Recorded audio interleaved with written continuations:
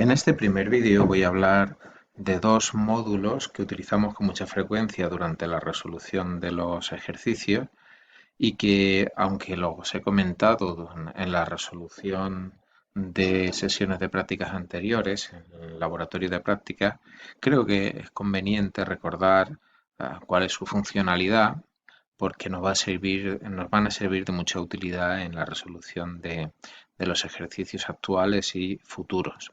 Se trata en particular de los módulos procesamiento array-int y el generador de números aleatorios. Respecto al generador de números aleatorios, podéis encontrar varios documentos en el Prado explicando cómo se construye finalmente la biblioteca que gestiona los números aleatorios a partir de un fichero .h y a partir de un fichero CPP. De hecho, fue el primer ejemplo con el que trabajamos acerca de modularización de clases. Por eso no voy a insistir más en esta clase porque es de sobra conocida y no tiene más que explicar.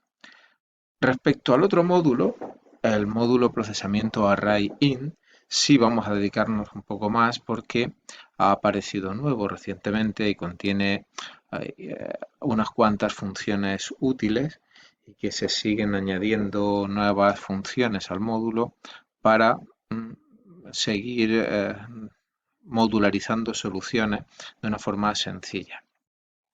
Procesamiento array-int está compuesto de, o se compone, se genera a partir de un fichero CPP, procesamiento array-int CPP, y del correspondiente fichero de cabecera procesamiento array-int.h. En este caso no se trata de una clase, sino que se trata de un conjunto de funciones que proporcionan una serie de utilidades para gestionar arrays, vectores clásicos de enteros. Observen que se incluye también el fichero generador aleatorio.h porque una de las funciones o algunas de las funciones, hablaremos en plural porque podemos añadir más, podemos disponer de más funciones, utilizan números aleatorios que se gestionan utilizando la clase desarrollada en la biblioteca ya mencionada anteriormente.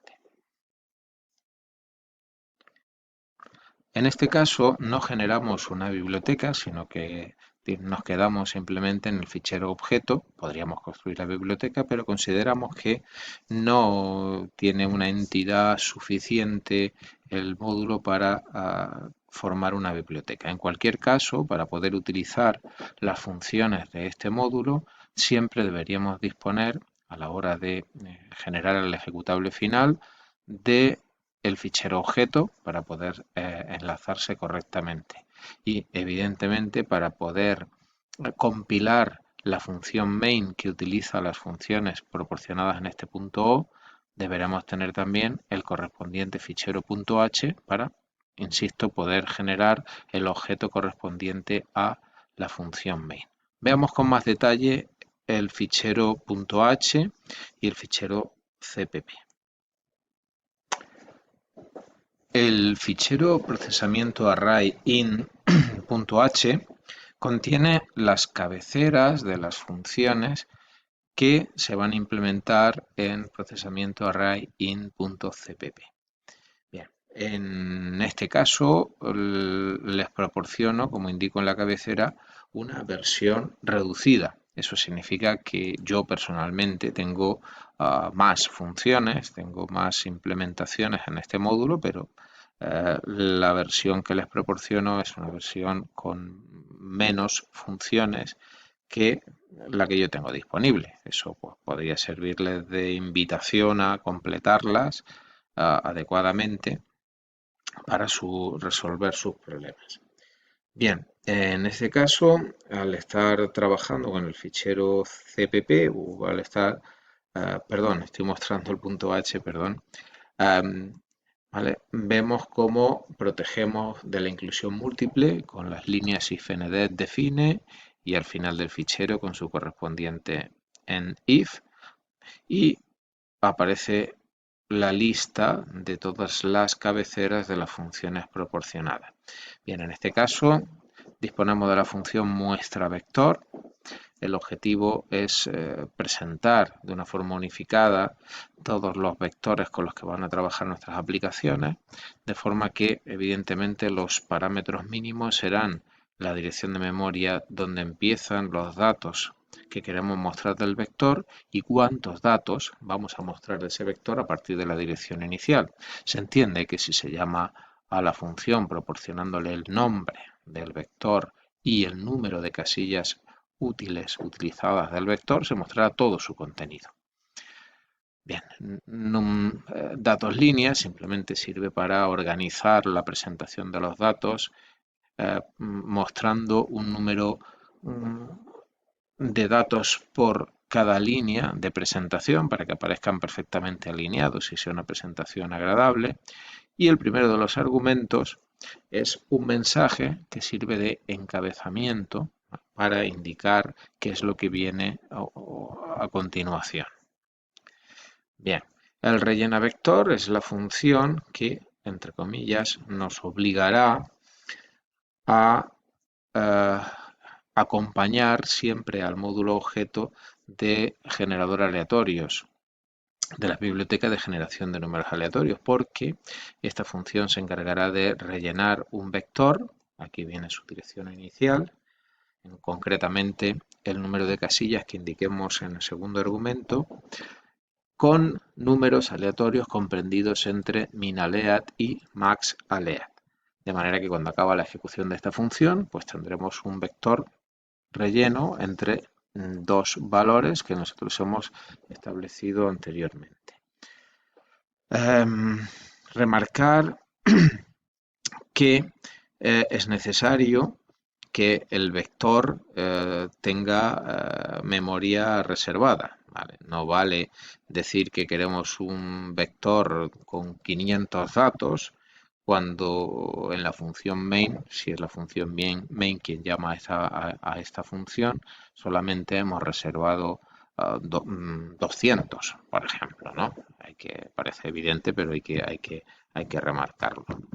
Entre las otras funciones disponibles, pues tenemos, yo proporciono una, que es una ordenación, la ordenación por selección, un tipo de ordenación, y proporciono dos versiones. Esta versión en la que se proporciona la dirección inicial y el número de casillas de la zona del vector con la que queremos trabajar, y otra versión en la que se supone que se proporciona la dirección de la primera casilla del vector y las posiciones inicial y final, izquierda y derecha, como quieran llamarlas.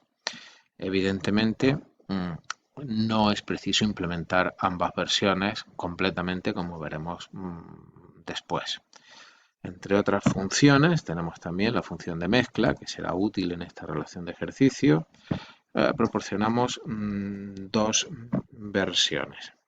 Una en la que se devuelve el número de casillas resultante de la mezcla, como tal valor devuelto por la función, y otra versión en la que ese valor no lo devuelve la función, sino que estará disponible cuando acabe su ejecución a través de esta referencia. Esta referencia, dicho de otra manera, se encargará de actualizar el valor correspondiente de la variable que se utiliza para llamar a la función, el valor de las casillas de la mezcla. Y en cuanto a la mezcla selectiva, pues tenemos las dos versiones equivalentes a las anteriores. La primera que devuelve el número de casillas y la segunda que nos proporciona el mismo resultado pero a través de esta referencia. Finalmente, dos funciones para realizar el intercambio de valores enteros.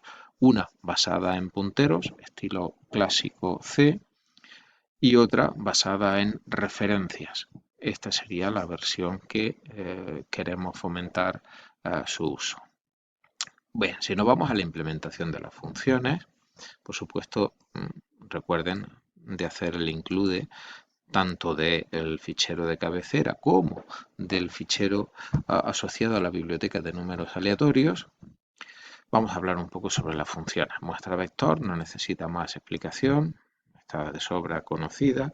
Rellena vector No necesita mucho, pero bueno, recordamos que es en esta función el único sitio en el que se va a invocar, en el que se va a necesitar el generador aleatorio de números enteros, por lo tanto es aquí donde se declara esa variable como local a la función. Observad que el constructor, al constructor se le suministran los valores recibidos en los parámetros de la función, con lo cual una vez inicializado el objeto generador, simplemente se llama a la función siguiente para rellenar todas y cada una de las casillas en las que estamos interesados de este vector. Bien.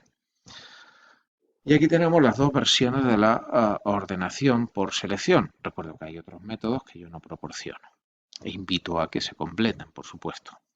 Bien, la primera versión, la que recibe las casillas izquierda y derecha, inicial y final, se entiende que V es la dirección de la primera casilla real del vector. Bien, observen cómo esta función lo único que hace es llamar a la otra versión, de manera que a partir de la dirección V, recuerdo, casilla 0 del vector, y a partir de la posición inicial se realiza este cálculo que nos lleva a la dirección real de la casilla izquierda. El segundo argumento que necesita la función, la que hemos llamado aquí tamaño, pues nos va a decir a partir de esa dirección que acabamos de calcular, v más post-init, cuántas casillas se van a procesar. En este caso, como le decimos que procese entre la casilla inicial y final, el número de casillas incluidas esas dos sería la posición final menos posición inicial más 1, con lo cual esta función no hace más que llamar a esta de aquí. Y en este caso, si nos fijamos en esta implementación, la ordenación se realiza a partir de esta casilla y tomando incluida esa casilla, tamaño casillas. Con lo cual, básicamente lo que estamos haciendo desde el punto de vista de esta función es ordenar un array desde la casilla 0 hasta la casilla tamaño menos 1.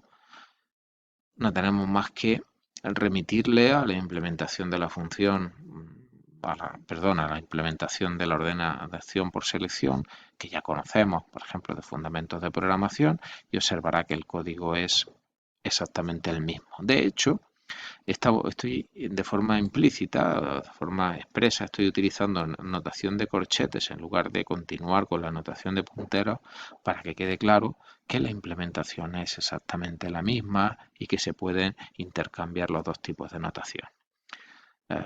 Finalmente, remarcar que la función o la llamada intercambia que estoy utilizando aquí es la función que aparece implementada un poquito más abajo. Bien, y con respecto a la mezcla, está de sobra explicado en clase. Simplemente recuerdo que aquí tengo una función que devuelve un valor entero. En este caso, como es una mezcla completa, pues el valor devuelto será la suma de los dos tamaños. Lo veremos aquí abajo. Mientras que si nos vamos a la mezcla selectiva, no se devuelve exactamente la mezcla de los tamaños, sino el número de casillas útiles. Bien, pero este no es el tema que nos ocupa. En este caso, de nuevo, si nos fijamos, las dos funciones mezcla se traducen en una, que realmente es la que trabaja. Observe en este caso la implementación de la función que calcula el tamaño útil en base a una referencia como llama a la versión anterior y lo que hace es darle valor a esta referencia, o sea, al dato referenciado, utilizando el valor devuelto por la llamada clásica. Bien, y lo mismo ocurre con la otra implementación.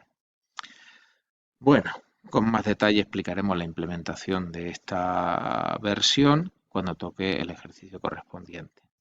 Bien, pues mientras tanto, pues les dejo que miren con más detalle las implementaciones y nos veremos en un próximo vídeo.